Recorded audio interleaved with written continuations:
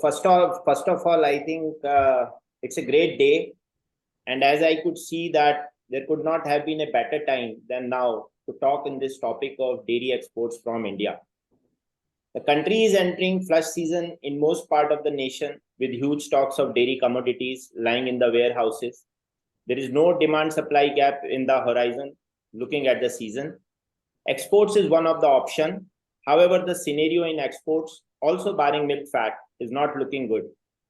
By the time this webinar will be over, the auction at global dairy trade will be happening. The market sentiments of global market by the experts is also indicating a sluggish event today evening. China has not back yet into the rings. Now let us set the context of the size of the global trade and India's contribution in exports, just for the sake of setting the context of this webinar. All of us know that we are the largest producer of milk and contributing almost 1/4 to the global kitty. The size of total global dairy produce is almost equal to India's total food produce. India's exports of around $475 million in 2022 is nowhere close to $101 billion of imports by the world in 2022. Out of the total Indian dairy exports, the butterfat exports at 44% is just equal to milk powders at 23% and casein at 21%. Cheese and paneer accounted for around 10%. On the contrary, at around 38%, cheese is the largest imported segment, followed by powders 25% and casein 21% in 2022. In a way, the contribution of powders and casein as share of exports from India is matching with the share of imports at a global level. So let us begin our journey for today's session. Please don't treat it just as another webinar. Rather, it is a master class by the experts. We have an awesome panel today. I am so delighted today to have this panel with us, and all of them are luminaries of global repute. Firstly, I welcome you all.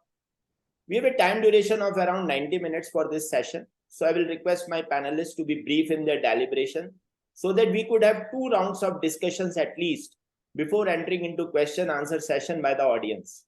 My team at IDA may capture and create list of the questions. The audience may write their questions in the question-answer section, and don't forget to mention your name as well as speaker's name to whom the question is directed. For the benefit of all, we request all the speakers to limit their sharing to 5-6 minutes, and I'll be there to ping you the moment this time is over. Without a further ado, I would like to begin with our first speaker, Dr. Rakesh Mohan Joshi, who is not only a prolific speaker, but an ardent WTO and global trade expert. Everyone around must have either heard him or read him in national and international media. He is currently Director, Indian Institute of Plantation Management, Bangalore, and Professor at Indian Institute of Foreign Trade, New Delhi. Sir, my first question to you. Being an authority on WTO and global trade, I would like you to enlighten us on what is the current scenario of global dairy market, and how do you see the key challenges hindering Indian dairy sector to find its legitimate share in global trade? Over to you, sir.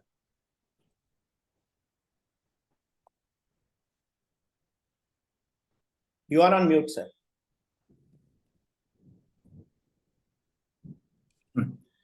Thank you, Kuldeep ji, for calling me, and the other experts, Shri Vipan and Mr. Bastiaan busy and all others, Ashish and all other experts. Thank you so much for calling me. I think there could not be what Mr. Kuldeep ji said is there cannot be a better time than this. That India, we have done a remarkable progress. And India, from being a net importer of dairy products, a few decades back, wherein we have become, not only the largest milk producer in the world with 220, million metric tons of milk, and which account for 24% of the world milk production, 24% of the world milk production. What Kuldeep ji said is, but Indian, unlike all other industry, Indian dairy industry has so far been insulated from the international markets. And more or less, it has been a very deliberately by India to protect our, the dairy industry. When in 1995, when India became a signatory of the WTO, the big apprehensions which were raised by the dairy industry were that in case the foreign products start, entering into the international market, it would be, very tough for us to protect the dairy industry. And, as Kuldeep ji said that, I have done a lot of, research, was involved in signing in these free trade agreements. And I think the biggest stumbling block for all these FTAs has been dairy industry. I am sure that all of you would recall the 2017 and 2019 when, we signed that RCEP agreement in India, wherein, some of the experts and I think major economic experts asked for to include a dairy into the agreement, and India did not sign RCEP only because of dairy and agriculture being for which, the Indian Prime Minister took a call to protect that Indian industry. And, I was absolutely that time, I think, we also lobbied to protect the Indian dairy industry. Now, if you look with the 24% of the milk production, 220, million metric ton India share, what I think rightly said by him is about 0.36% in the world dairy market, which reflects that, how inward oriented this industry is. Now, there are two aspects of, the whole scenario of the WTO and the international trade is either India keep on protecting this industry all the time and keep it isolated from the international dairy market. I think the production problems we have discussed at separate various forums, but I think it is a so right time that Kuldeep ji, accept my heartiest congratulations that you touched this topic. Number one, everybody has got a different view. When you go to, Europe and America and New Zealand, Australia, these countries, the two things, they want to enter into the Indian market, say they want Indian market. The market is very big, 1.42 billion people, I think the largest populated country on the earth. Second is, when you talk to the Indian dairy industry, especially the cooperatives, they will like it to be isolated and they will not like any other, country to, come for the dairy imports. So I think the Indian dairy industry has used, vehemently all the sources to protect itself. And I think for which, we have crunched a lot of data and put this data to, various international forums that Indian dairy industry to be protected. Now, I think I'll give you a case in example, which I am very closely, associated is India is signing an FTA with the UK. And UK FTA in 22 was the deadline which the Boris Johnson, the former Prime Minister of UK, kept for himself as the Diwali 2022. Incidentally, there was a problem in Diwali 22 because of in Britain, because after that there was one more Prime Minister who came and there's another Prime Minister who came. And this time I'm very sure that, India is determined to sign this, by Diwali, keeping all, cards closed. But I think these negotiations are at a very advanced stage. Dairy is one on which is very sensitive that India want to keep it closed.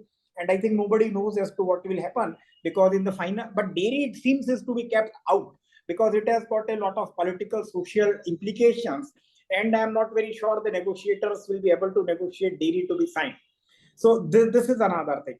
India under no circle, we are finding the dairy problem in all FTAs that we are signing. In Australia, FTA which we signed was a very great FTA that we signed. Dairy was kept away of this. The other FTA now, Canada and America also we are using some European Union. Now I think we are also in a very advanced stage of European Union trade agreement. We are also signing trade agreement with these 4 countries of this Norway, Finland, Denmark, and Switzerland, wherein I think I had discussion with the Swiss officials and all that. Again, the dairy is a sensitive issue in that. So that is one aspect. But what I say is, despite of that, you see a lot of foreign companies are come up in India for their investment in the dairy industry. And, two things. One is that, the economic theory says when a foreign, industry comes, like we have got in the IT industry, we have got in the automobile industry, we have got in, all food industry, the quality of the country certainly get improved. Now, India also, the situation is very, very different. So Gujarat, Maharashtra, Haryana, and even Rajasthan, there is a cooperative sector. But if you come to the south, except for Karnataka, where the Nandini has its presence, but if you go to Tamil Nadu, it's the private dairies which are very, very powerful, and certain, the foreign dairy investment.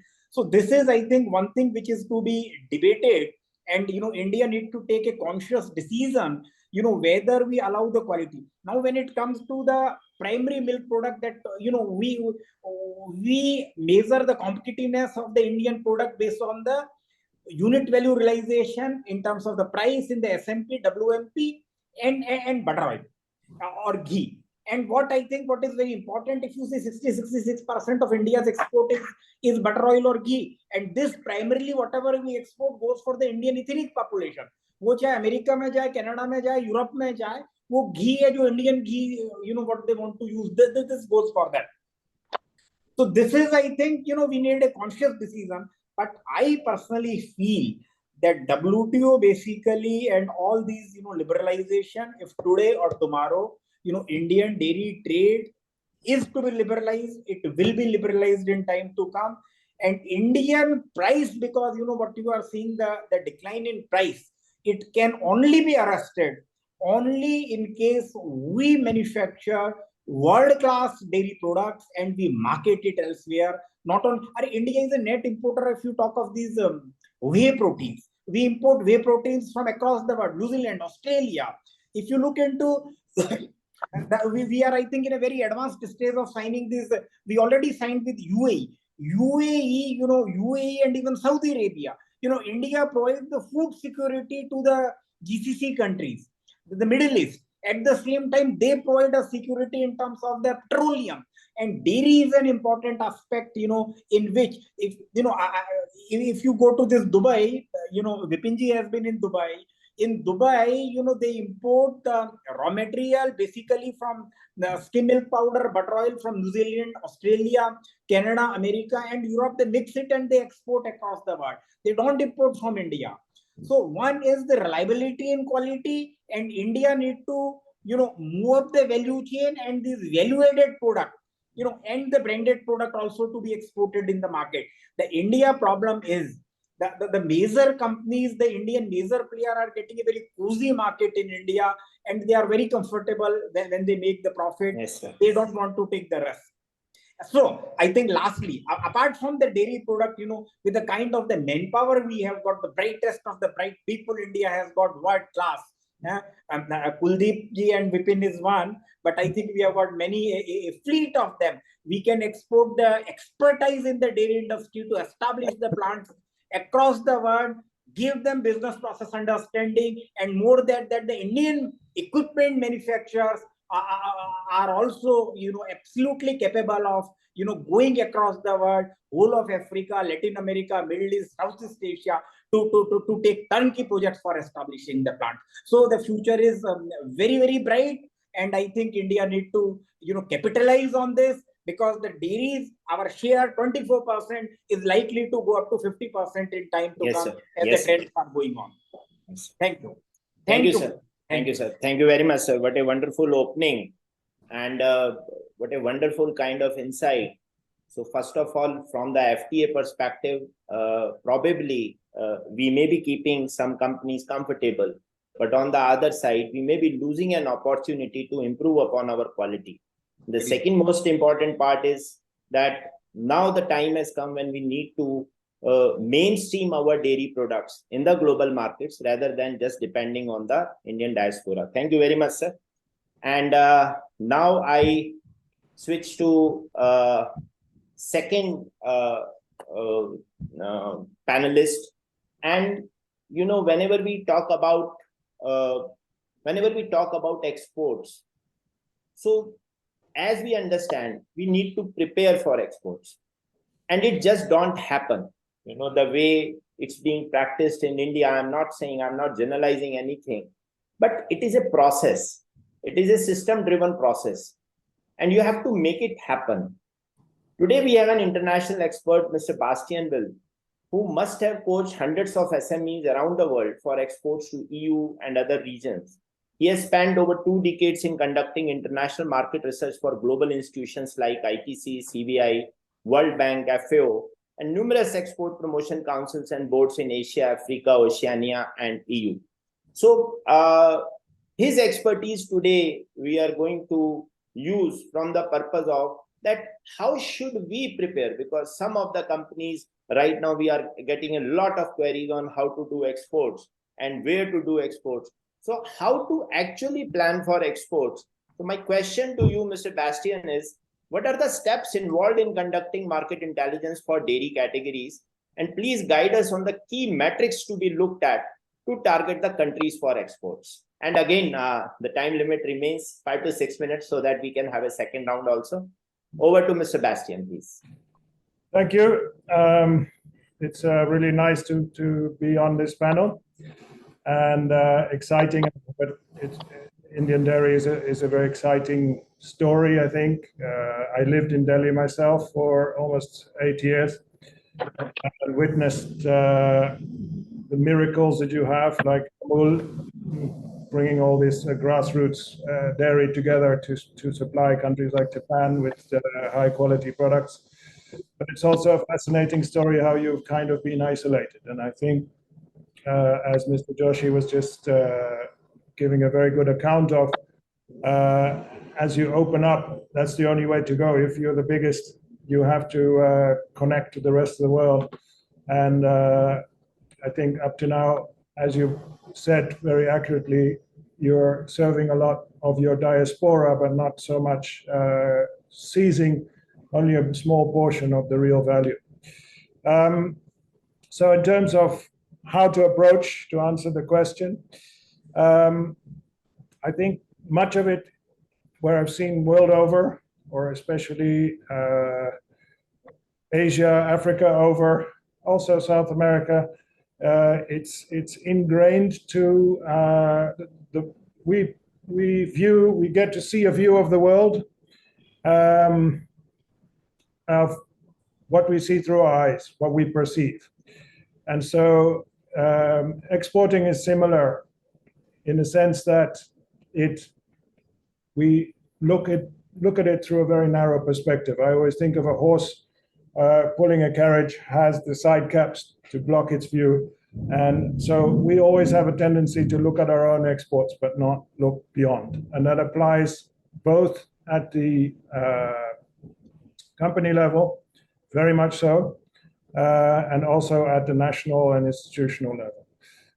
I thought I'd just take you through some data. That's where it all starts. You have to analyze the data and you have to look beyond your own data. And obviously data is, in terms of looking at trade between countries, is a key step. That is definitely not the only step. There's a lot of additional elements that need to be brought into the picture. But a first scan through the data by looking at across markets what's happening gives you an initial direction to build on, and it raises key questions and helps you to start your navigation. I'm not sure if I am allowed to share screen. Yes, you can see the screen right now. So this is a tool that I use a lot from the International Trade Center. It's not anything new. It's been up there for a long time. But it's a very powerful tool because it brings together the data of basically all the countries. So it really allows you to move around and scan across not only your situation, but scan across markets. So the automatic thing that one will do is take a narrow picture and say, okay, let's have a look at Indian dairy as a sector and look at our exports and pat ourselves on the back on how well we are doing. That limits the amount of what we can observe across markets. And I think just to add on what was said about future WTO agreements, if you're moving into that new phase, that new level, you really need to be analyzing everything that's happening out there and all the opportunities and threats that are out there. So what I would do, instead of just looking at Indian dairy, I would look at the markets for a product, and I would already perhaps also start with a product that is not exhausted. So if I think of ghee, for example, it's a very Indian product. So you probably have found all the nooks and crooks to sell it around the world. So that's also maybe a product which is limiting. But you're doing quite well also in terms of butter. So let's take a look at butter. So this is an HS category. So this database brings the trade of all products in terms of import and export by all countries together. And then you can slice and dice across the database by working, because all the countries use the HS classification. It enables you to slice across for that product and look at all the countries. So now I want to look at imports, and I want to look at, sorry, hold on. I need to cancel India. I don't want to look at India. I want to look at all the countries. I want to look at the table.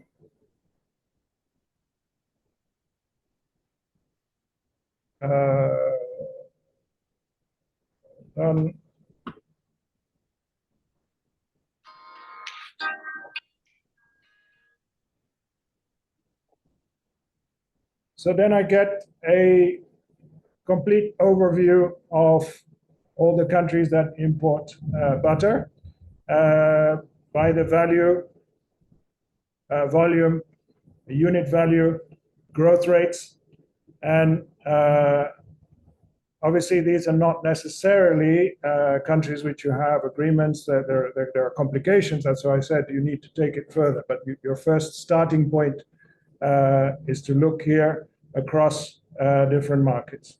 And if we look at the key element that I often look at is how much is the market growing. And I immediately spot an interesting market in Korea, for example. Then I say, okay, that's an interesting one. Let's have a look.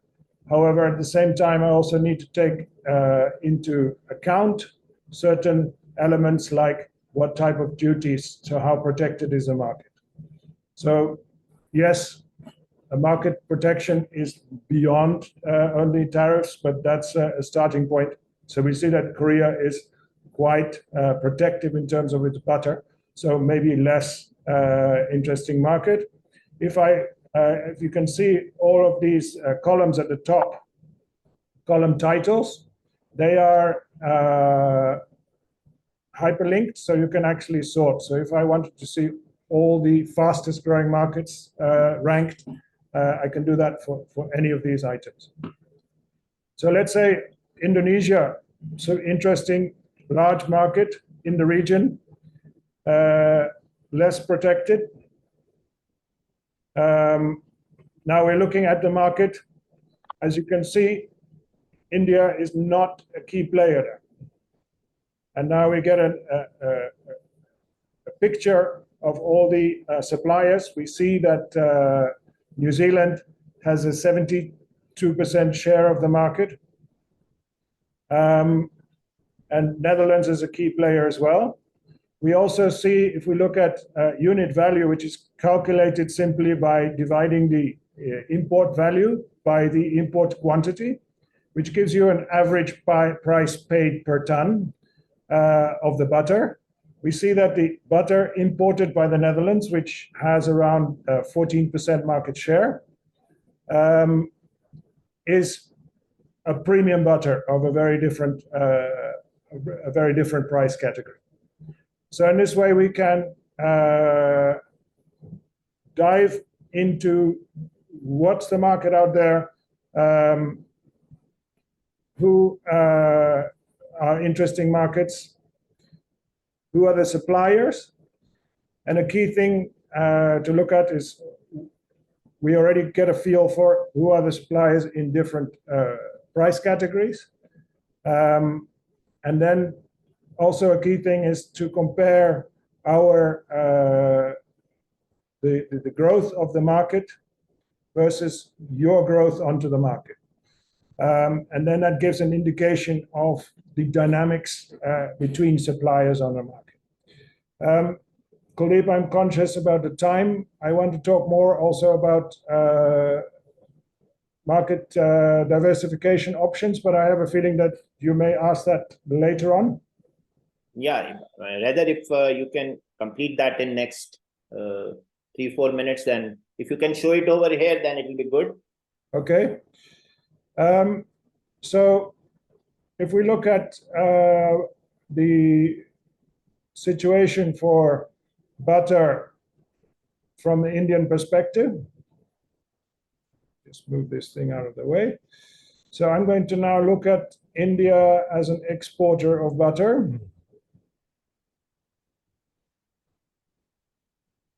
So going back to that narrow view, and I see this is the type of tables that probably your association churns out in the newsletter, and we are familiar to see. But we want to try to look at that from slightly different angles. So what I like to do is to put this into a graph.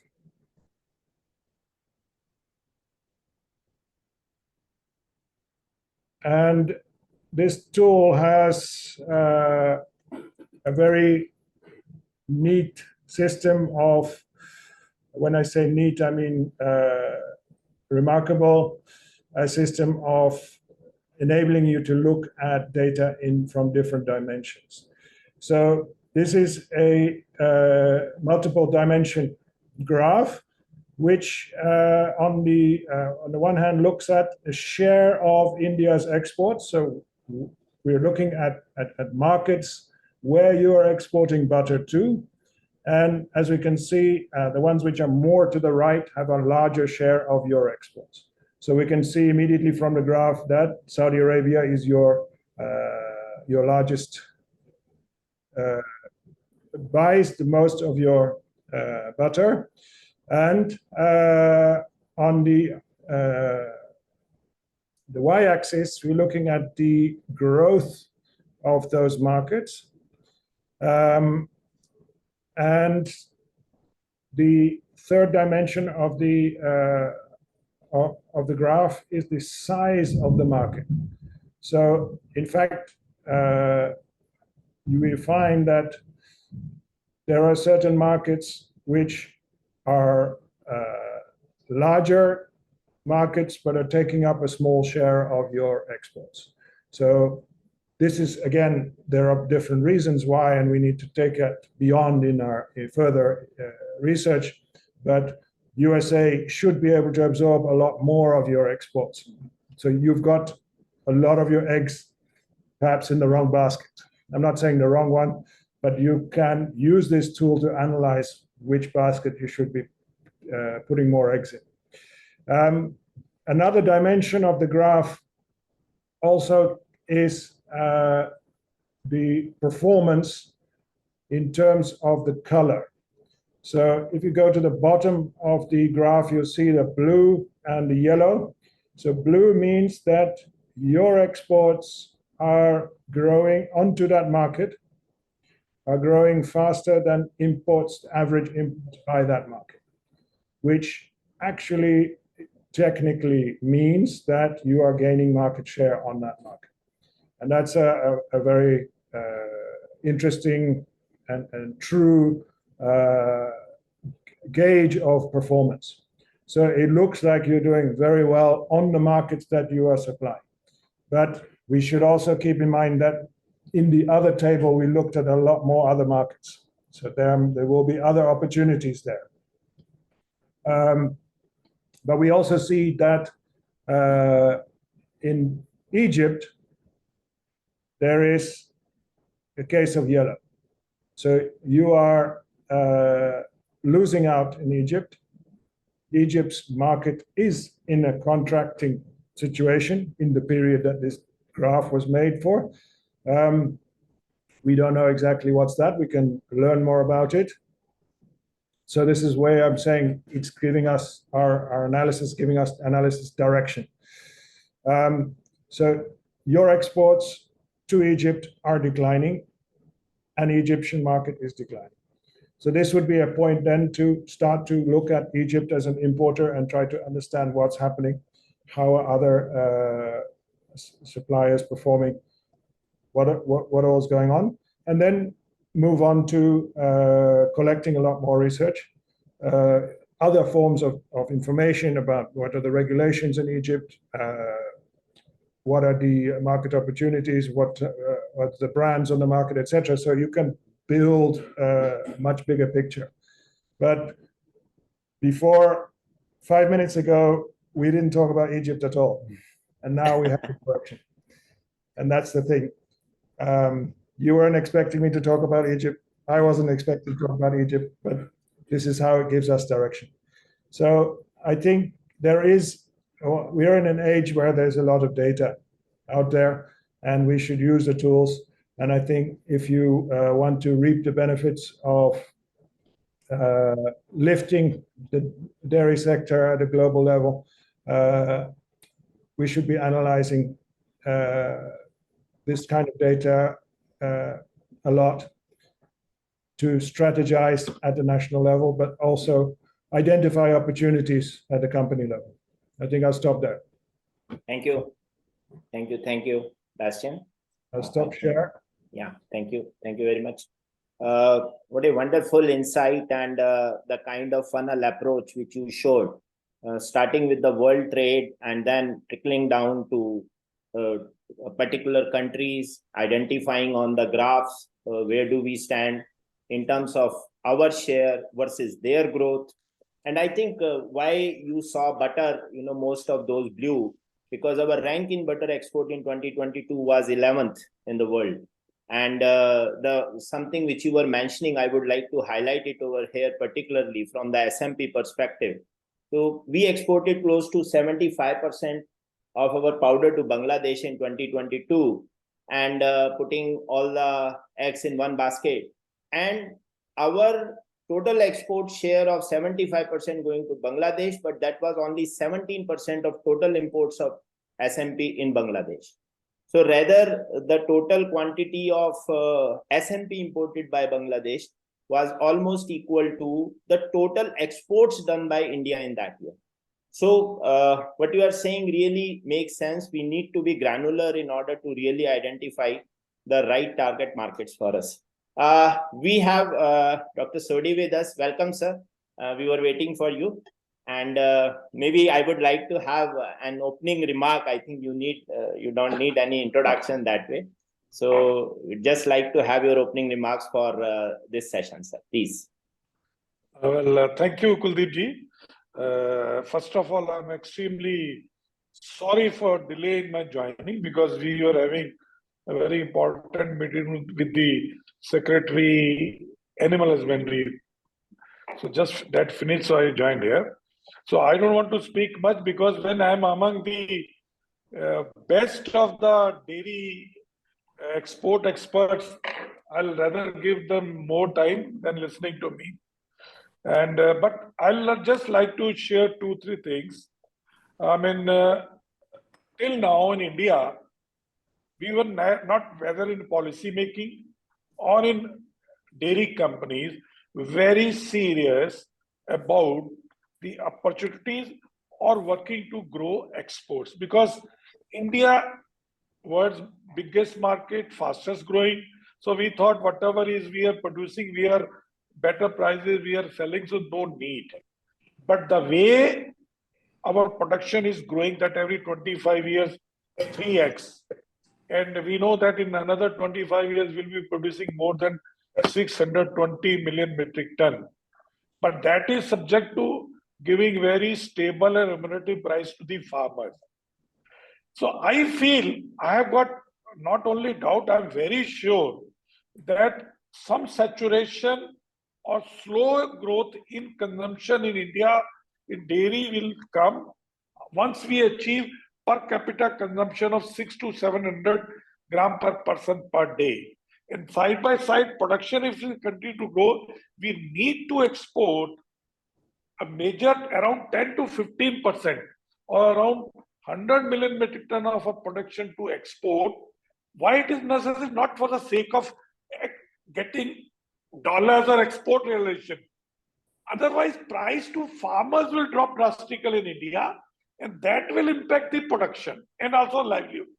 So we want surplus or export market not for export revenue, but to pay good price, to continue to pay good stable remunerative price to the farmers. And definitely, if we have to export, we have to compete with the world best, most efficient dairy countries in productivity. Then only cost of production will reduce. In quality, then most of the countries will allow. We know that out of the world's biggest 10 dairy importing countries, okay, out of 8 countries do not allow. So we have to follow up with the government, with those countries, then only we will be able to compete. Similarly, like Switzerland is for chocolate, Italy is for olive oil, why not ghee? Indian ghee is with the yoga becoming in thing. So why not Indian dairy industry can take that thing? And also why not our vegetarian cheese? So I think with these and all experts are there, and on behalf of Indian Dairy Association, organizing and anchoring this seminar, Shri Vijay Sardana ji, Professor, India's one of the experts in export, Professor Joshi ji. Sorry, sir, I missed your session. Just now I heard Mr. Bastiaan ji. And then we have got one of the world's biggest dairy trade organization from Olam, Shri Vipan Kakkar ji, Shri Ashish Agarwal ji, and all the participants. So I'm thankful, sir. So my best wishes, and let us after this seminar learn. I think Kuldeep ji, we tabulate few recommendations and try to work on those things. Thank you very much. Thank you very much, sir. I think you have raised very important points, and as we move forward, I think by 2047, as per your presentation only in WDS, we could see that India will be having close to 110 million metric ton of surplus milk for exports, which is approximately 50% of today's total milk production of India. So I think we are moving in that direction, or rather right direction, when we talk about exports, and this is the right time.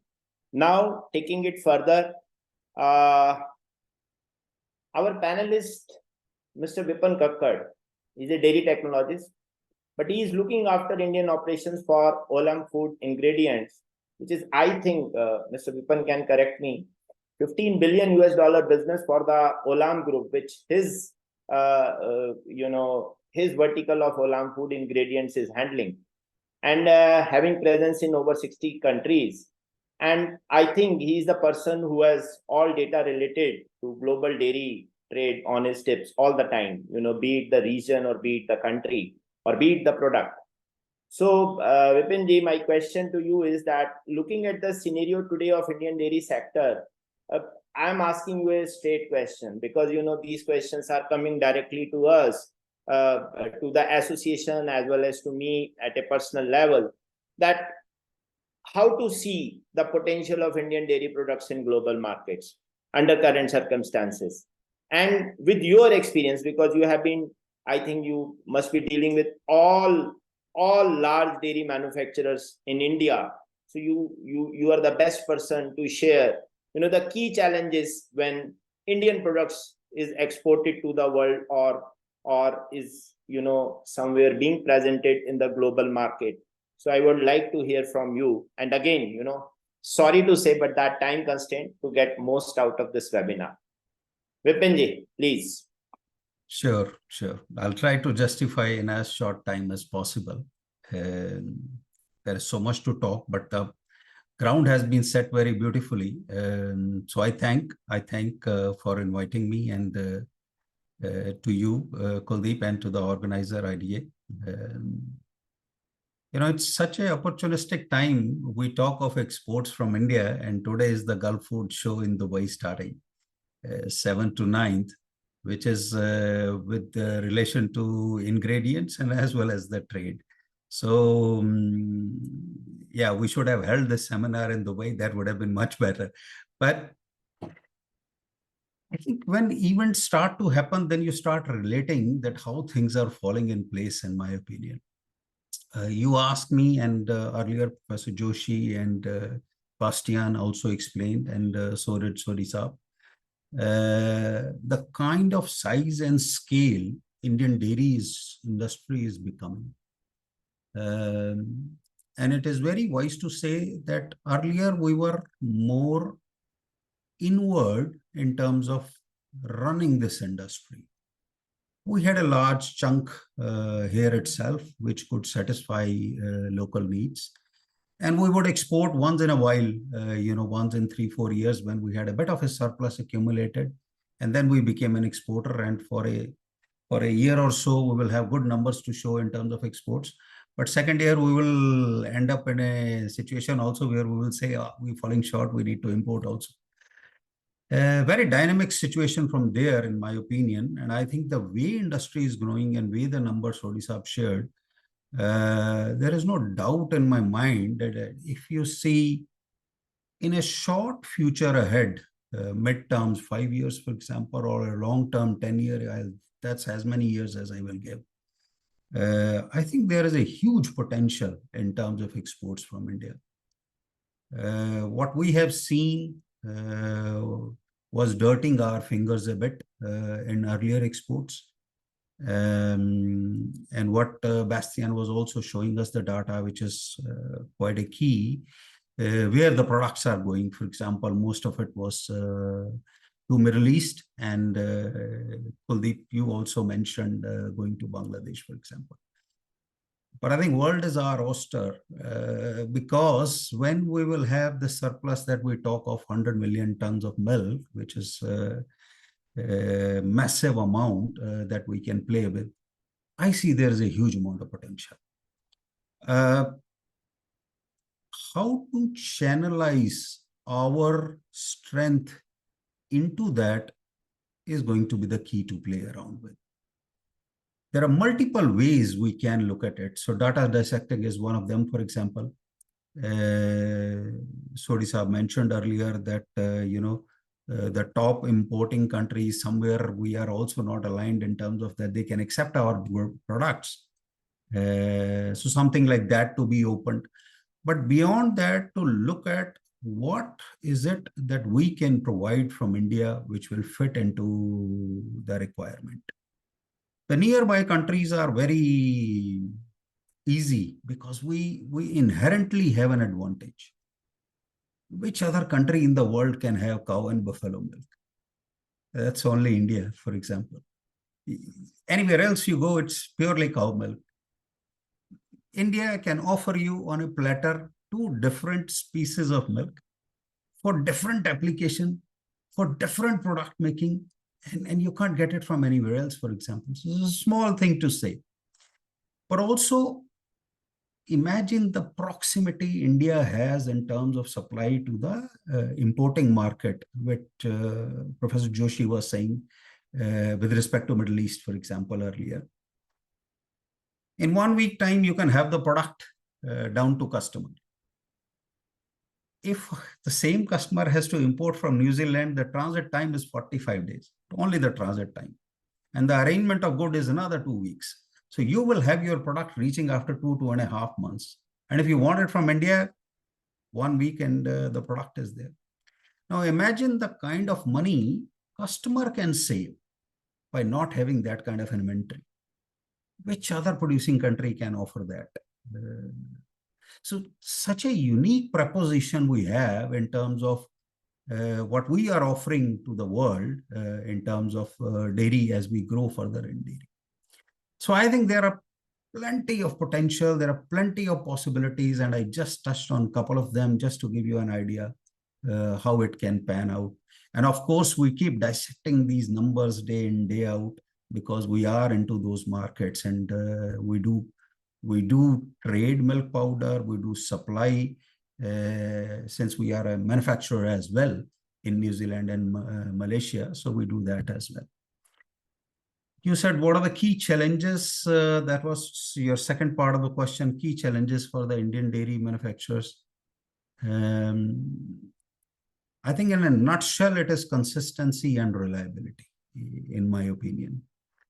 Reliability from the perspective that the importing country should feel that it is not a one-off situation. You are not fly-by-night operator.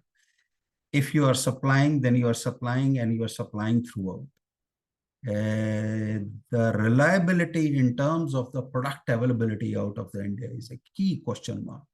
Because if someone has to buy 1 in 4 years, he will buy if it is an opportunistic costing at that point of time. And if, let's say, as an India, we are under pressure to sell the goods, and we can make it cheaper and then supply.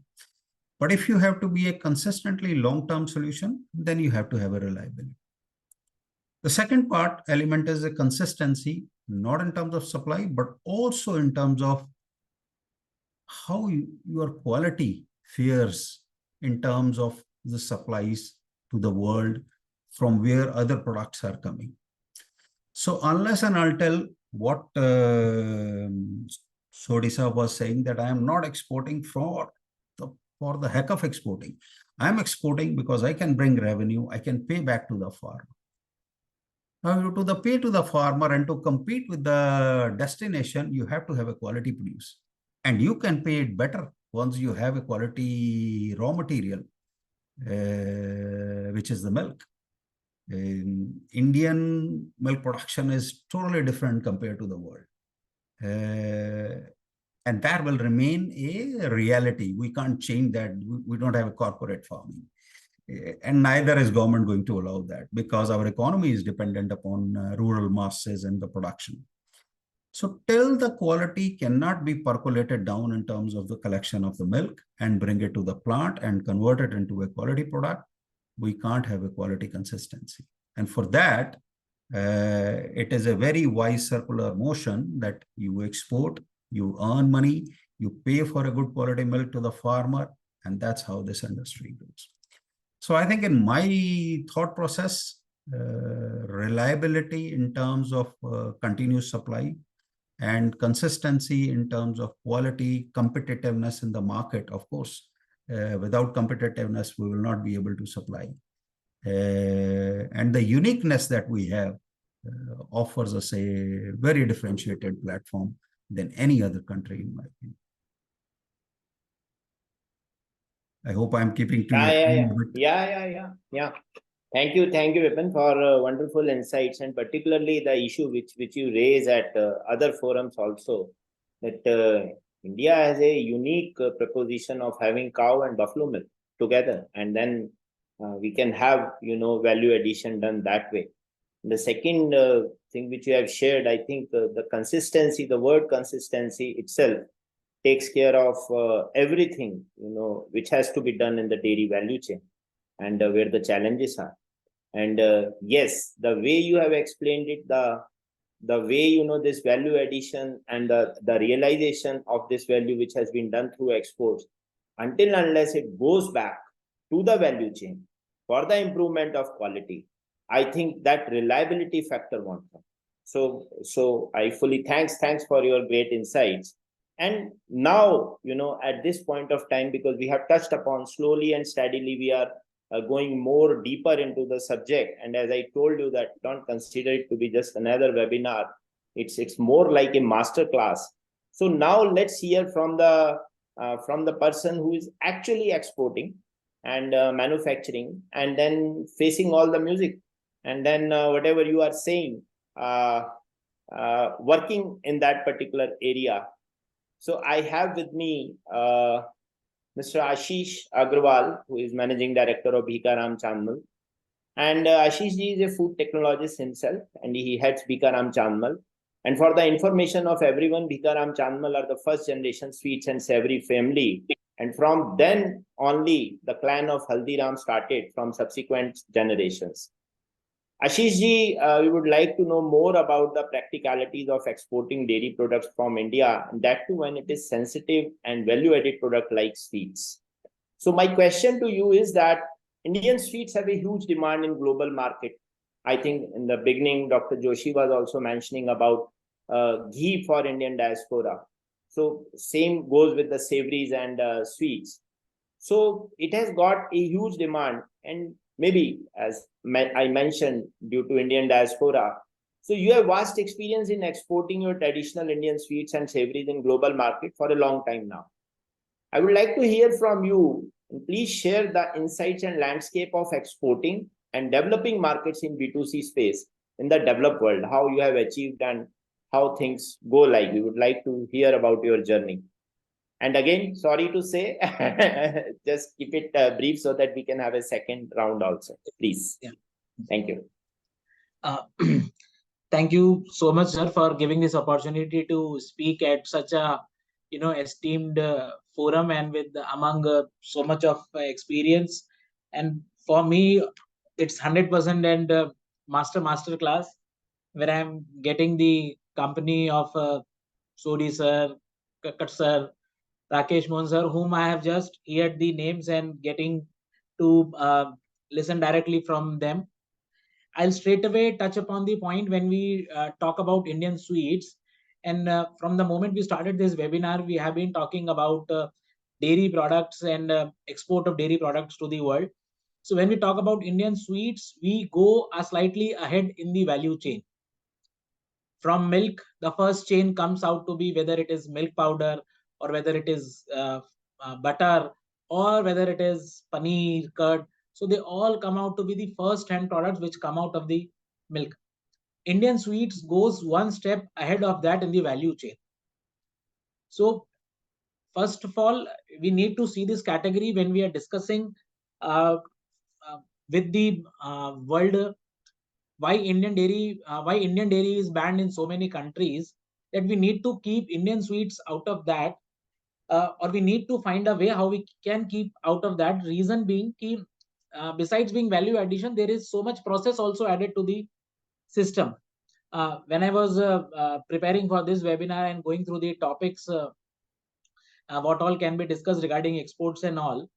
So, as you know, Indian dairy is banned to EU. In fact, the value-added products are also banned to EU. And I don't find any reason why they are banned, why they are so much concerned. If they are concerned about veterinary certificates, so those veterinary certificates can be, easily got it. You can get the product certified, or you can get the product tested for the same lot. Yeah, it becomes very difficult when you talk about first you get a unit certified from an inspection agency, when eventually you have to get your every lot certified. If you have seen 2 days back, government has just responded to the ban of many raw materials to the world. The government has demanded to push the value-added products to the world. Government has banned rice, but government wants to export value-added rice products. Government has banned certain sugar or certain something. So they want to push the value-added products to the entire world. So Indian sweets category again lies in the same stage. We are ahead in the value chain, and these are the high processed products which cannot be treated eventually as milk powder or butter or ghee. They contain sugar, they are further processed, double heated. If there is something related to hormonal bacteria or which has a wide picture ki Indian farmers are using to increase the milk production. When I interact with the farmers or see how the milk is being collected, one thing we need to understand is ki the way we consume milk and the way world consume milk is entirely different. World consumes milk either in the form of fat or as a topping on the dessert or their snack. But we consume milk in every form. We consume milk in the direct raw form. We consume milk as milk powder. We consume milk as curd. We consume milk as cottage cheese. Then again the value addition. But most of my travel, I have seen even the curd is slightly processed or slightly value added wherever it is being consumed. It is mostly in and around South Asia, especially India, where every farmer's milk is concerned. So I guess because of 140 crore people and this old picture of every household having a cow in their home for their own milk has led to a image of our country where Indian milk products or Indian dairy products might not be safer ones or might not be good ones. They need to be testing. So one thing I request, we need to add a clarification as well as a step, while we are adding, especially I'm talking about Indian sweets, while we are exporting that Indian sweets, it will be easier for us to skip getting our unit registered on any forum rather than we follow a set of protocol of picking the product, or we calling the lab, designated labs by EICs, APEDAs, whomsoever is the responsible agencies. They pick up the sample and they get it tested against the parameters of the country to which we are exporting. And eventually that will help us in giving the confidence to the remaining world that whomsoever is exporting, there is a set of rules which can be followed easily. Today, the kind of rules laid down by the government or by the agencies to export value added product to the world cannot be followed by SMEs or MSMEs, because the volume for export for these industries is very low. And when they see they have to get it registered in some export inspection council or APEDA, then they have to go through the process. They find it very costly. So it will be easier for them. If there is a set of rules, even if it's a first time exporter, follow these rules for this country, get your product tested on these parameters. So it will be easier for them to calculate what cost they are going to incorporate on that particular lot, rather than incorporating a cost for the whole year or 2 year and not able to export them. This is where Indian businesses get disheartened or demotivated. If we have invested a lot and we are not getting the leads. Secondly, lot of misconception have to be removed from the world, that rasgullas or gulab jamuns, and I bet ki rasgullas and gulab jamuns are the product which are made in India but are desserts for the world, because some or the other form, with the form they are presented in, the form they are consumed in, can easily become probably the best desserts world might have ever seen. And the kind of innovation in packagings over in last 2 decades Indian industry has done in particularly these categories, while making beyond cottage cheese, again it is processed at 90 degrees, then again it is being packed in aseptic conditions at 80-85 degrees of Celsius, giving it a thermal shock. I guess testings definitely prove it, but all those steps continuously leads to follow up of automatically all the rules. We are exporting in good quantities to rasgulla and gulab jamun to US, and you will be happy to know that now we have also started Canada, who are very protective regarding their own industry, and they have levied taxes as per the dairy content of the product in the product whatever we are exporting. So in US, what's the system is ki importing and exporting, both the agencies need to have a veterinary certificate. Means we are exporting a dairy product or something related to animal, which is obviously milk, and they are also importing something that makes life slightly easier for their product who is importing Indian product. And similarly, what we are exporting and we get, for us, we save a lot of things. But yes, we definitely get some heat from the inspection agencies and all. But if there is a set of test which I I guess will be much cheaper to follow rather than, maintaining that for entire year. Because all these countries are importing, they want to import in good quantities, because we have a longer shelf life of 10 to 15 months. These cans stay for 10 to 15 months in various sizes. They can be sold in every big supermarket of the world. And the kind of further innovation a cook can do with this kind of products, we all know as Indians what dairy adds to the sweet category of the Indian mithais.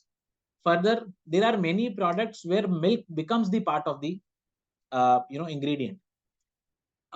As we talk about, I'm touching mostly upon Indian sweets, but I'll bring to your notice also many of our savories also cannot be exported, because whey powder or milk powder becomes the part of the seasoning. So there again the restriction comes key, because there is a complete ban on the import of Indian dairy to many countries. So the tolerance limit is 0. So that again leads to much change of the formulation, and they ask you ki you need to show us that you are importing something from EU, and using that product you are making your product and sending it back to EU. I guess our country is making equally good product. I don't know, when I was listening to Professor Rakesh ji, he was talking about making the world-class products with Amul and our own group. I can definitely tell you, India is already making world-class products in dairy, and many times the only difference we feel is ki we are being continuously demotivated that our milk qualities are not good at the farmer level. That's what we are being told by everyone, so that we also make the product with the feeling whatever milk we are procuring, whatever taste you do, your milk is of a substandard quality, and you then automatically your product becomes substandard. Yeah. So that image needs to be broken, because I have been into the business since last 10 years, and in this 10 years I have seen tremendous change. Yes. And when you talk about giving the right price to farmer, still I say price to farmer is not at all a problem. Why farmer is forced to adulterate is the acceptance of quality milk, and why the further processor or value addition chain is reluctant to pay the prices, because they are being told that your product already, your milk is substandard, so the scope of transferring the product, especially in the export and all, is very low. Secondly, the reason being why we feel discomfort in delivering the price to farmer is when government is promoting Indian dairy products. I think we should follow the reverse chain.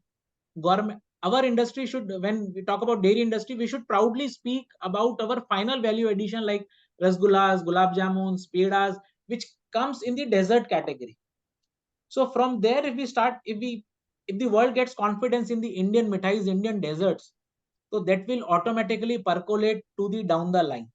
Yeah, I think Ashish, you have touched a very important point, because nowadays, whenever we are talking about marketing, whether in domestic or global front, then the line which is being used is market backwards. And the second most important part is that your category of product, actually, as you are mentioning, and it is so correct, that in desert category, it is a mainstream product on its own. It need not to be connected to Indian diaspora, and I could vouch for it, because recently, the ice cream which is making waves in Indian market by Walls, so they have added gulab jamun into it. Oh. And just by doing so, they have changed the whole, I would say, the paradigm of presenting a desert-like frozen desert, because it's a frozen desert category, and using a desert like gulab jamun. What a marriage. So, so thanks for your input, and definitely your points. We are going to make note of it, and as Sodiji has mentioned, we are going to draft something to be presented to the government with the relevant points. And now I think, coming sir, to while exporting, especially the Indian category of sweets, unit like we are getting registered for exports and all, we are getting IC codes. So that should be general, but there should be a set of parameters laid down by our authorities that when you are exporting to US, when you are exporting to EU, upload your product, get these particular parameter tested for the lot, and there can be labs designated, approved by Export Inspection Council of the India or APEDA. From there, any of the certificates can be taken so that that product can sail smoothly toward from the custom of the other countries also. I think you have made your point very clear that there has to be a clear-cut SOP instead of just living in a perceptual world, anticipating milk to be bad or processing to be bad. Rather than there should be an SOP, and if someone is following that, and the government somewhere should back it up, such kind of initiatives. Thank you very much. And now coming to Mr. Vijay Sardana, and I think again it's a name, everyone know him very well, and the most important thing which he has done over a period of time, I think, though he's right now acting as an advocate in Supreme Court, but the level of advocacy he has done in our field of agri and food, I think that is commendable.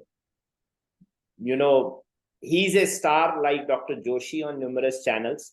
And it is not only for the processor, but starting for the sake of farmers, for the sake of exporters, for the sake of business support organization alike. He's always there. Whenever any policy comes, budget comes, his expert advice actually helps, the think tank of the country.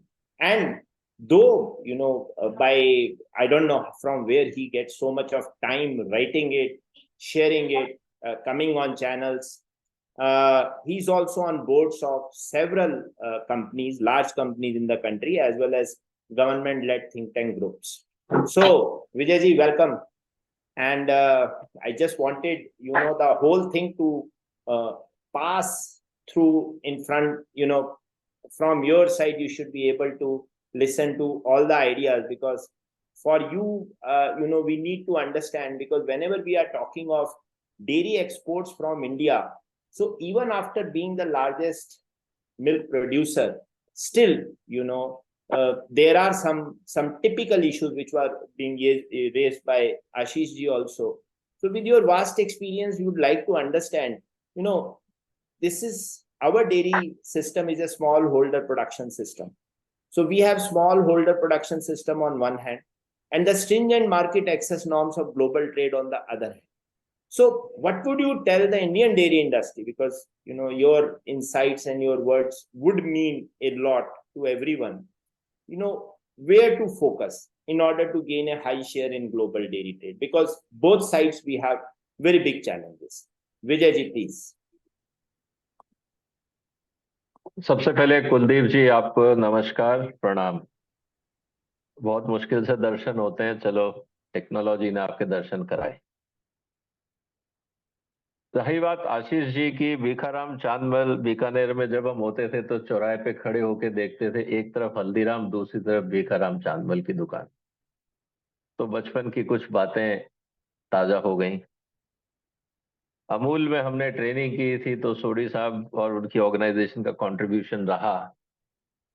और overall as a professional in dairy, agri, food, now management and law, देखिए कुछ बातें हमें, is this okay if I am talking in Hindi और I have to switch to English just to clarify? नहीं, आप please,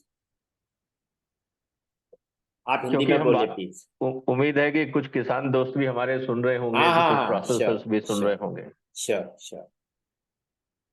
अच्छा, we have to appreciate one thing कि जो डेयरी बिजनेस है, ग्लोबल डेयरी बिजनेस की जब हम बात कर रहे हैं, ये अराउंड $90 बिलियन का है। और हम दुनिया में सबसे बड़े मिल्क प्रोड्यूसर हैं। तो सवाल अब ये है कि $90 बिलियन की वर्ल्ड मार्केट में हमारा क्या शेयर? और जब हम उसको देखते हैं तो कभी लगता है कि यार शायद हमने डेयरी में कुछ किया नहीं।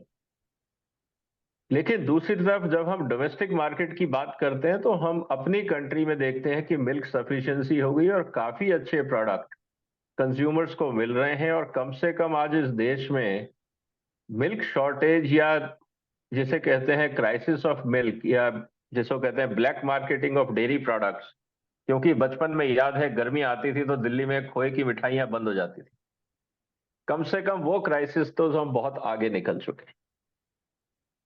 लेकिन आज हम बात कर रहे हैं मिल्क और dairy sector for economic growth. I am not talking of food security, क्योंकि that we have achieved at least in dairy.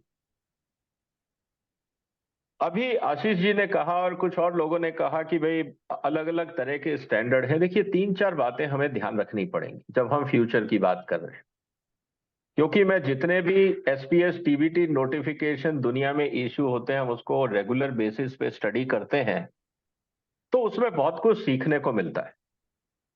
सबसे पहली बात ये कि जो हमारे आशीष जी की कंपनी बहुत अच्छा काम कर रही है, बाकी लोग बहुत अच्छा काम कर रहे हैं, लेकिन हमारे में से ही कुछ ऐसी ब्लैक शीप्स हैं, जब वो कुछ गड़बड़ करती हैं तो हिंदुस्तान का नाम खराब होता है।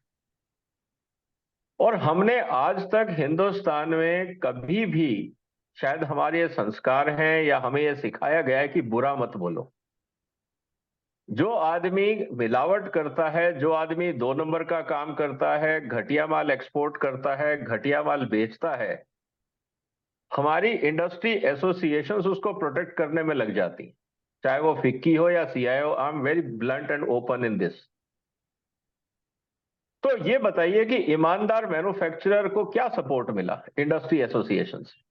जब आप गड़बड़ प्रोडक्ट को, अनहेल्दी प्रोडक्ट को, अनसेफ प्रोडक्ट मैन्युफैक्चरर्स को बचाएंगे, तो जो मैन्युफैक्चरर जो ईमानदारी से मेहनत कर रहा है उसके लिए तो चैलेंज डोमेस्टिक में भी है, उसके लिए चैलेंज इंटरनेशनल में भी। क्योंकि हम लोग हिंदुस्तान में ये उम्मीद करते हैं कि जिसने फैक्ट्री लगा ली, चाहे वो मिलावटी माल बनाए या सही माल बनाए, he should survive. This is insult to consumers, this is insult to society, and this is insult to economic and market forces. ऐसा होना नहीं चाहिए। इसका मतलब ये है कि as a society we are not yet ready to accept the role of market.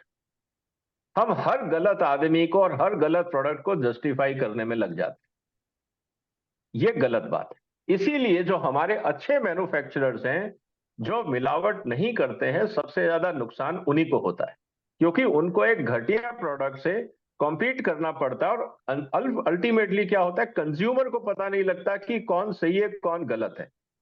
तो कंज्यूमर सस्ता माल लेके, घटिया माल लेके चला जाता है, और जिसने ईमानदारी से अच्छा माल बनाया है वो बैठा रहता है ये सोच के कि यार मैं महंगा कैसे हूं, और कंज्यूमर को ये बात समझ में नहीं आ रही। तो एक तरफ हमने कंज्यूमर एजुकेशन पे ध्यान नहीं दिया टू डिफरेंशिएट, दूसरी तरफ हमारी enforcement department including FSSAI, BIS, EIC are full of corruption.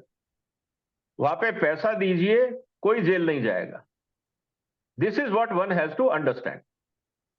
क्योंकि अगर आप कानून के हिसाब से देखें तो कितने प्रोडक्ट रिकॉल हुए हैं आज तक डेयरी के? कोई नहीं हुआ। तो आप ये कह रहे हैं कि बाजार में जो मिलावट हो रही है वो अथॉरिटीज को पता ही नहीं है, हिंदुस्तान में मिलावट हो ही नहीं रही है।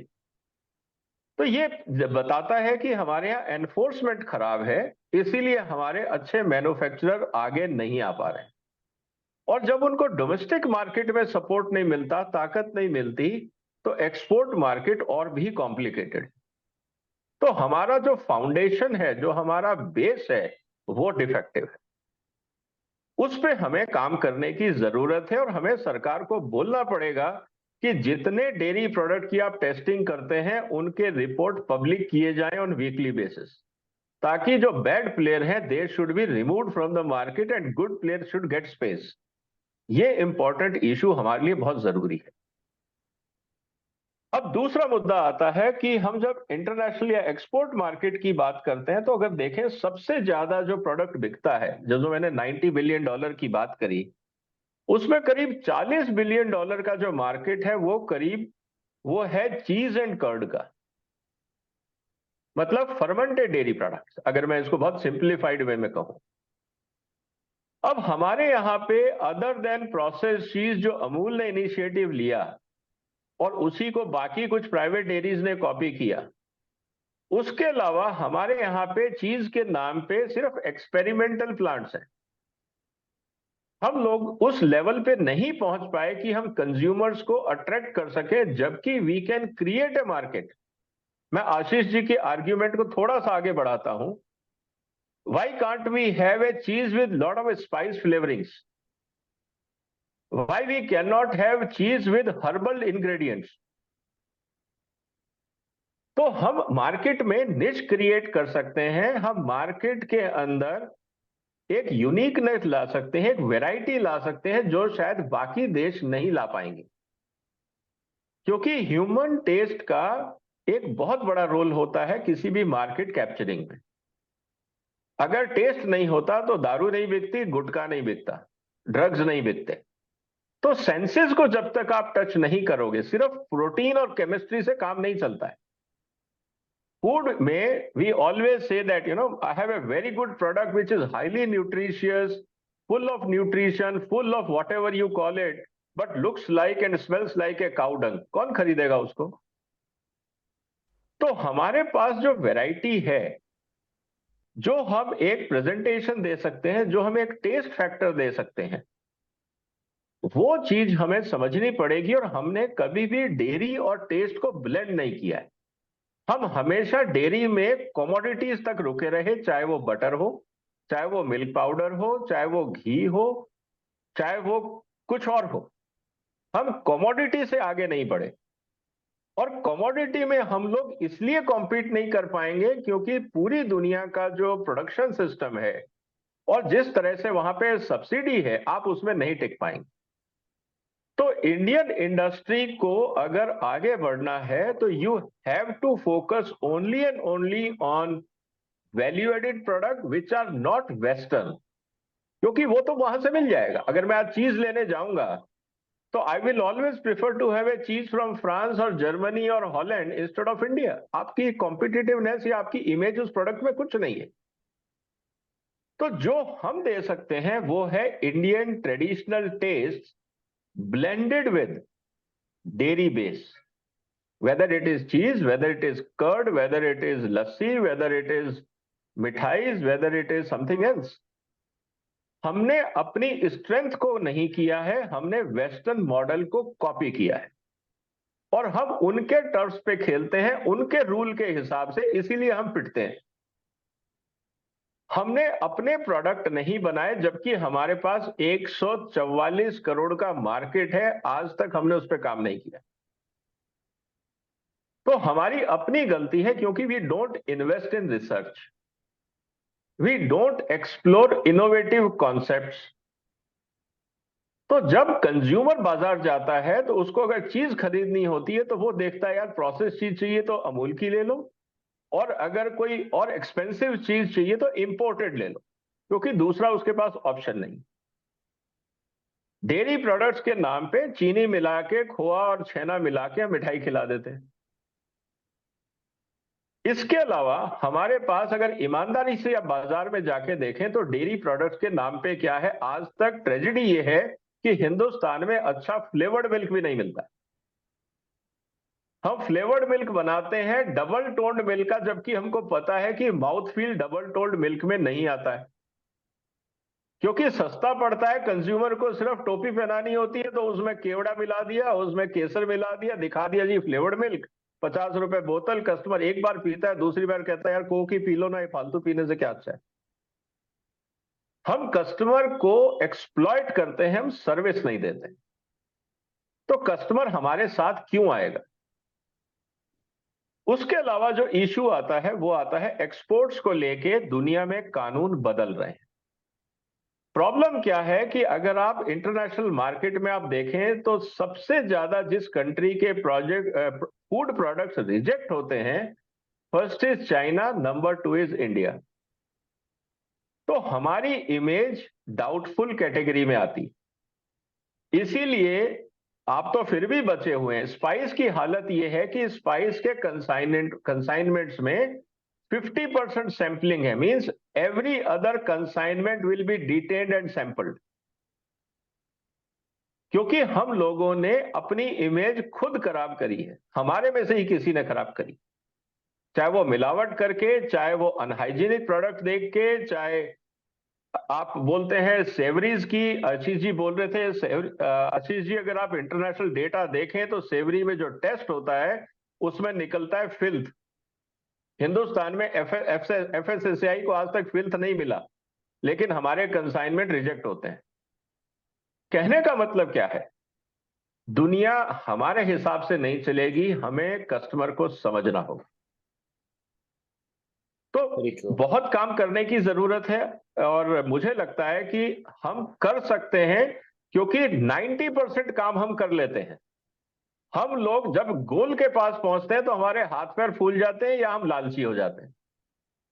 जो लास्ट माइल कनेक्टिविटी है, जो फिनिशिंग टच है, वो हम लोग नहीं कर पाते, चाहे वो क्वालिटी हो, चाहे वो पैकेजिंग हो, चाहे वो प्रेजेंटेशन ऑफ प्रोडक्ट हो, डिस्प्ले ऑफ प्रोडक्ट हो, इवन लेबल तक भी हमारे लोग ढंग से नहीं पढ़ते हैं। हम बड़ी बात नहीं कर रहे हैं, लेबल में स्पेलिंग मिस्टेक अगर होती है तो उसको क्या कहोगे। दिल्ली में डीटीसी की बसों पे चीफ मिनिस्टर का बड़ा बड़ा बोर्ड लगा हुआ होता है, लेकिन उसके नीचे चीफ मिनिस्टर की फोटो के नीचे चीफ मिनिस्टर की स्पेलिंग गलत है। हम वो लोग हैं, तो हमें वो भी नहीं दिखता है, तो फिर लोग कैसे कहेंगे कि हम क्वालिटी कॉन्शियस हैं। तो कहने का मतलब ये है कि बाजार बहुत बड़ा है, मार्केट इज लुकिंग फॉर मतलब to deal with India. Last week I was in Russia, they are looking for Indian products. Last month I was in Tanzania, they are looking for Indian products. Point is, are we ready? Question is on us, not on market. Thank you.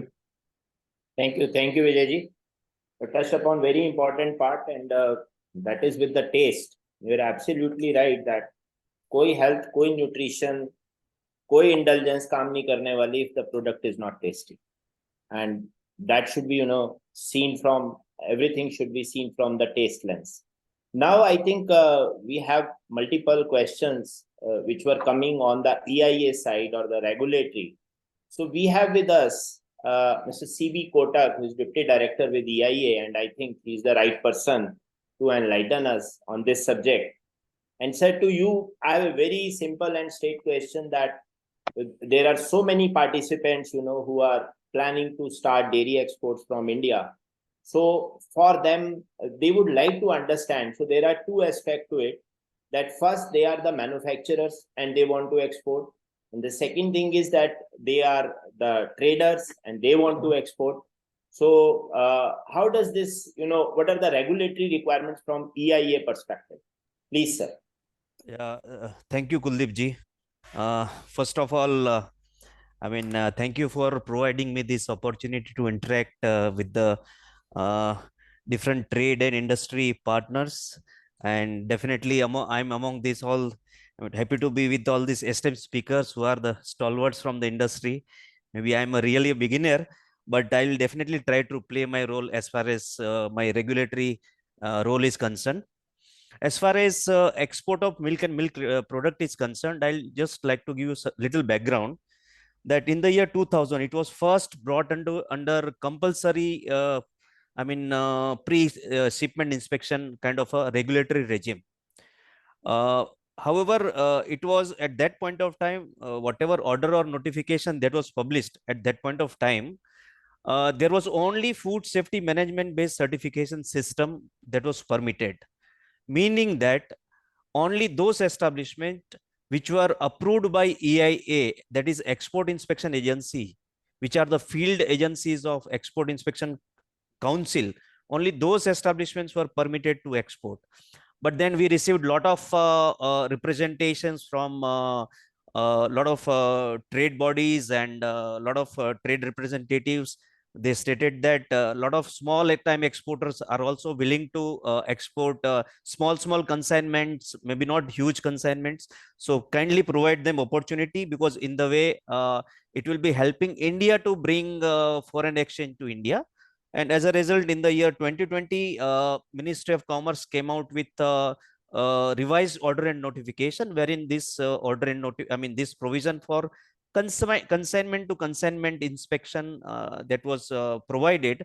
As a result, as on date, the exporters, which are small time exporters or merchant exporters, they can offer consignment of dairy products. They can procure from any dairy industry, approved industry also, and then they offer it for inspection. These consignments are tested as per the requirements of the importing country with respect to chemical parameters, microbiological parameters, and in certain cases, even it is tested for parameters like aflatoxin, because it's a concern as far as Indian raw milk is concerned.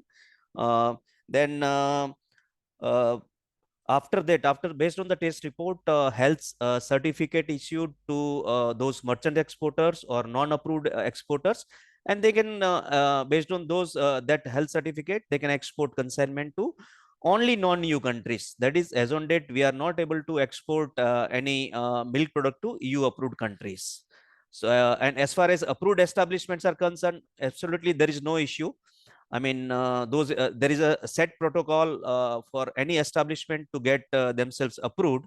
I know they are required to submit a set of documents along with the application, and a team of experts, they visit the establishment, and based on the outcome of the interdepartmental panel visit, the establishment is approved, and that is listed on EIC website, and they can take help of their in-house laboratory, whatever parameters that they are able to test, and those parameters which are required by importing country or buyer, they can get the that product tested for those parameters from EIC approved laboratories or EIA labs. And list of those such as approved laboratories is already available on our website. That is www.eicindia.gov.in under heading approved laboratories. Thank you. Thank you very much, sir. So it means what you have told us, that if suppose large sized consignments have to go on regular basis, then it is good to have EIA certification like any other quality assessment kind of systems. So, but if suppose smaller or, as Ashish ji was mentioning somewhere, suppose smaller consignment have to be sent, then they could be done on consignment to consignment basis. Right. And the conditions which are being laid down by the importing countries on the quality of the products, so those tests will be done, and they will be done through EIA approved laboratories. List is available on your website. Fantastic, sir. Exactly. So I think, sir, it is exactly 5 p.m. and it is exactly 90 minutes since we started, and we have finished on this important part, because there might be a large number of participants today who might be thinking of starting exports. So they have got good insight in this particular area also.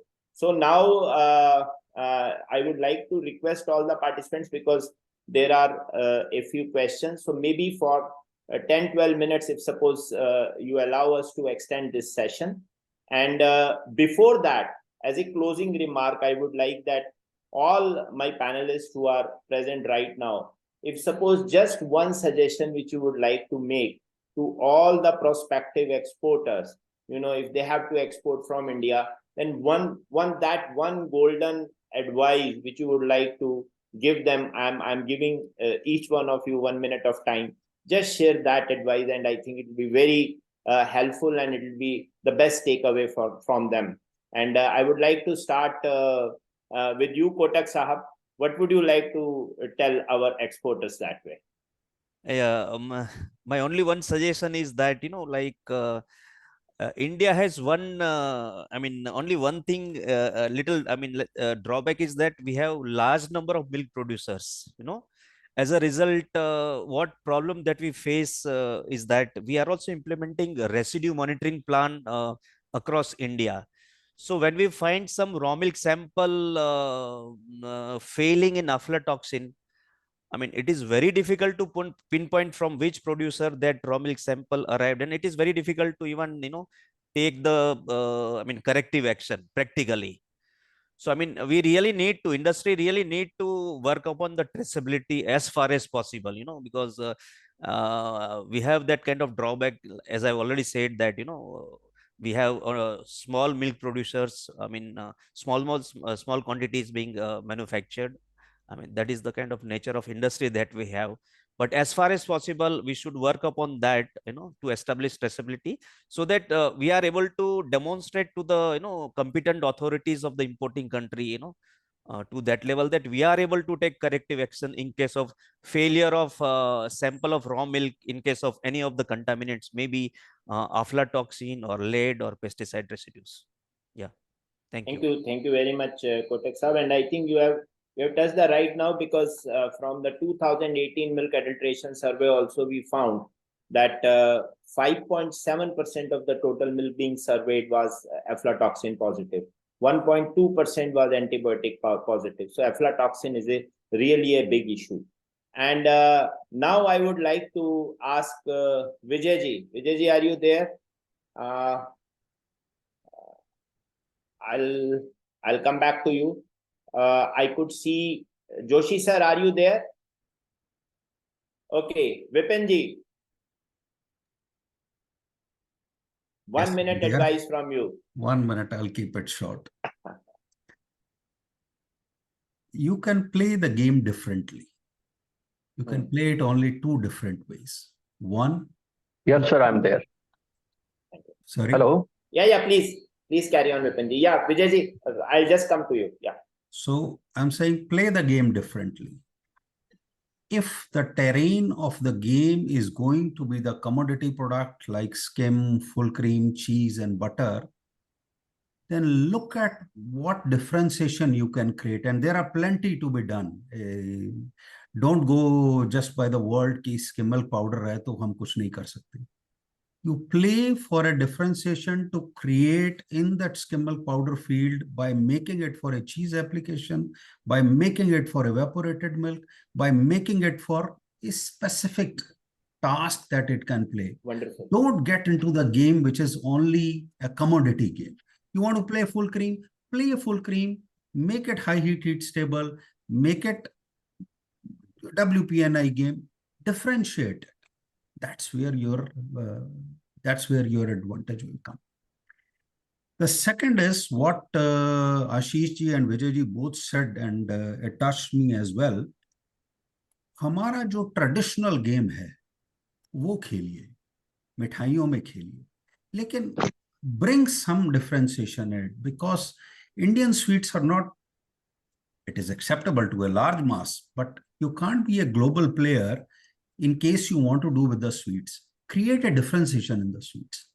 Cocoa element ले आइए, कुछ chocolate का combination ले आइए. You play with it. You play with it to create a differentiation. Find the niche where you can play, find the differentiation, identify the gaps there are, and fill those gaps. There are plenty. आप देखते जाएंगे तो आपको एक नहीं 10 मिलेंगे. वो ढूंढिए और वो फिल करने की कोशिश कीजिए. If you don't want to be a commodity player, commodity में space अलग से create कीजिए, यहाँ पे अलग से create कीजिए. That is what I can say in short. Very nice, very nice. So differentiation and fusion, what you are talking about, and yes, I was there in World Food India. We participated, and I just saw that probably there were 1,200 stalls, and on around 200 of them, I could see that millet was there in one form or the other, maybe because of the kind of promotion which government is doing it. So that fusion and differentiation really are a very good advice. Vijay ji, your 1 minute golden advice to all the participants. Number one, quality and safety is non-negotiable. So don't expect that word will change the regulations. We have to upgrade ourselves as per the market and the changing, upgrading standards around the world. So there is one thing we have to be clear. Second, focus on research and innovation. What अभी कक्कड़ जी ने बोला उसी से मिलता जुलता है कि आप अपनी स्ट्रेंथ देखिए और उसमें कुछ वैरायटी लेके आइए. Customer is looking for variety, not more of the same. So that is another aspect. third important aspect which we have to keep in mind is we do not upgrade the teams in our own organization. Training and retraining as per the changing regulation is missing. आपको पता है, आपके marketing manager को पता है, आपके quality manager को पता है, लेकिन आपके वर्कर को आप नहीं बताते कि बाजार में क्या बदल गया और कैसे सुधारना. And we expect that without changing the internal structure of the organization, internal knowledge base of the organization, we want to conquer the world which is changing very fast. ये होगा ही नहीं. आप डिफेक्टिव ऑर्गेनाइजेशन से efficient market नहीं जीत पाओगे. आपको efficient organisation से ही efficient market में एंट्री मिलेगी. तो आप अपनी ऑर्गेनाइजेशन पे ध्यान दीजिए. आप लोग मशीनों पे ध्यान देते हैं, लेकिन उन मशीनों को चलाने वाले ऑपरेटर्स, वर्कर्स, उन पे कभी ध्यान नहीं दिया जाता है, उनकी कभी ट्रेनिंग नहीं होती है. और मैं अक्सर कहता हूं, जो लोग एक्चुअल मैन्युफैक्चरिंग करते हैं वो कभी क्वालिटी सेमिनार अटेंड नहीं करते, और जो सेमिनार अटेंड करते हैं वो कभी शॉप फ्लोर पे काम नहीं करते. This is a problem. This is the gap in Indian system. Thank you. What a wonderful insight. Great. Great. Ashish ji. I think you are on mute. Being a manufacturer and exporting, so I believe कि we should always play on our strength, and we should always try कि the way we have accepted pizza, we should try that world should accept rasgulla and gulab jamun and peda. Did not change their names for the sake of gaining the market. Why a Italian or a German cannot call them a rasgulla or a gulab jamun? They are very easy to pronounce, and they are very easy to speak, and their name has so much of so much of trust which has been since ages. So we need to find out our strength where we are very good at it, and world cannot defeat us. It is very important to continuously do research and innovation, but while doing research and innovation, we should build our capabilities and research on our own capabilities. If we try to make something which is not our strength, we'll be defeated in our own game. If traditional mithais, we call them traditional because they have been existing since hundreds of or thousands of years. If we just call them desserts, what most of the people generally call them, so we can easily put them on the line. As you mentioned, Hindustan Unilever has put gulab jamuns into ice creams, and they are putting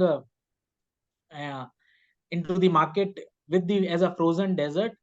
And most importantly, we should proudly put it on the product made from milk. Just like people are proudly saying that they are vegan, we should proudly speak up made from milk, so that message is communicated directly to the consumer that product they are picking up without turning the back of the ingredient, it is made from milk. Yeah. They should turn only to understand what's the percentage of the milk, and also bring it to the Kotak sir notice that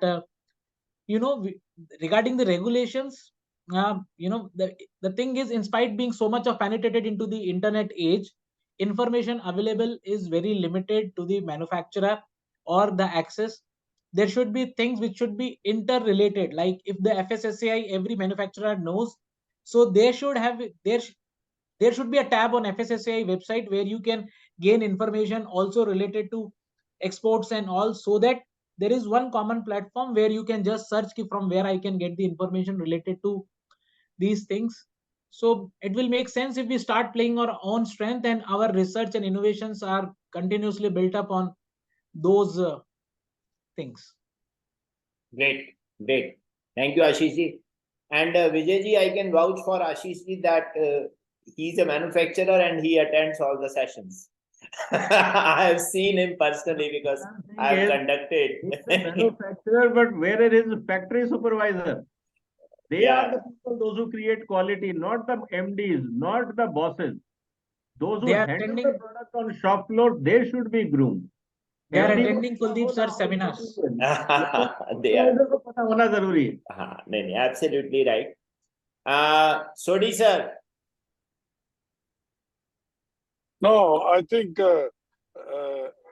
Kuldeep ji, thank you very much, all the panelists and you for organizing this wonderful.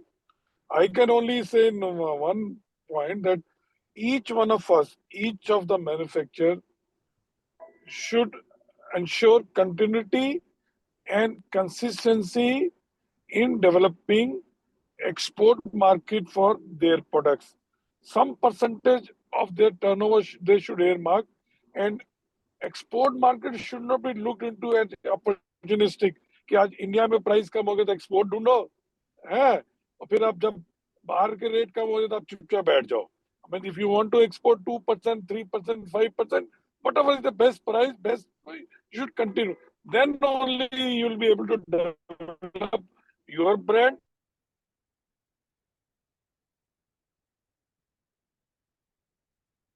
This webinar.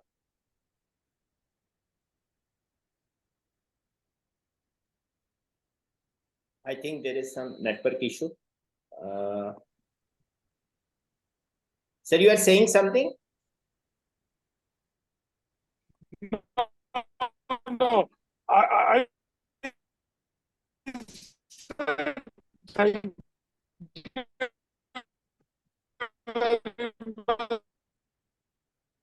think, sir, I think there is some network issue. We'll get back to you soon once you are within network. So I think as a closing remark from my side.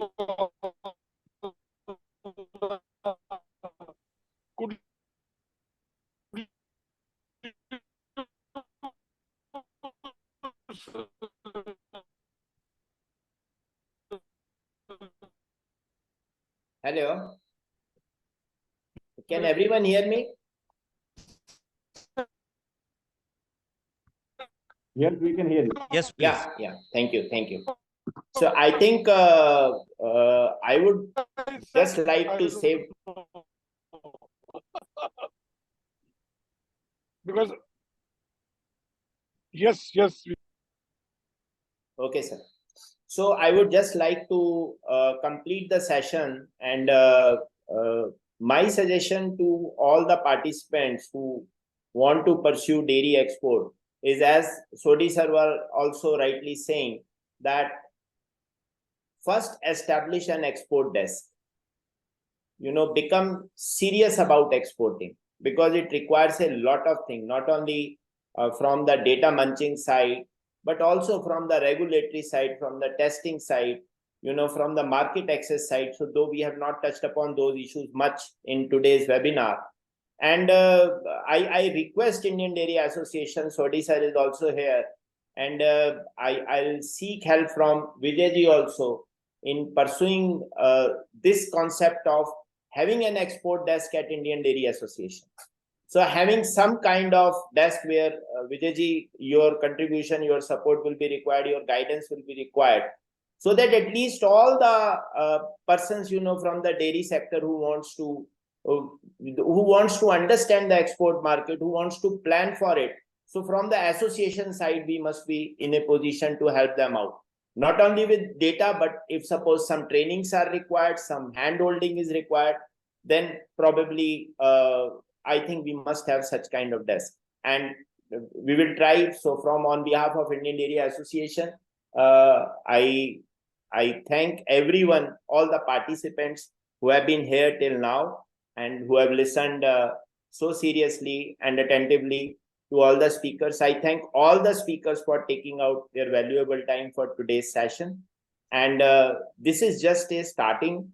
And I think in times to come, we will again be together with some more kind of funneling approach, more deep diving into this particular subject and picking up one product at a time, or maybe having something only on regulatory, only on the export trade map or trade flow analysis kind of thing. So thank you very much. For all those who have raised questions, I have gone through the questions. Most of them are very generic and some of them are being pointed to speakers. We will send it to the speakers and we will send you the reply on that. Thank you very much. And let's close it over here. Thanks for your time. Thank you, sir. Thank you very much. Thank you, everyone. Kuldeep ji, thank you so much for all the efforts you have taken, and Kakkar साहब को आप लेके आए इसके लिए धन्यवाद. It was a pleasure, absolutely a pleasure. Yeah, आपसे मिलके बड़ा अच्छा लगा. चलिए, good. चलिए, धन्यवाद. Thank you, sir. Thank you. Thank you, sir.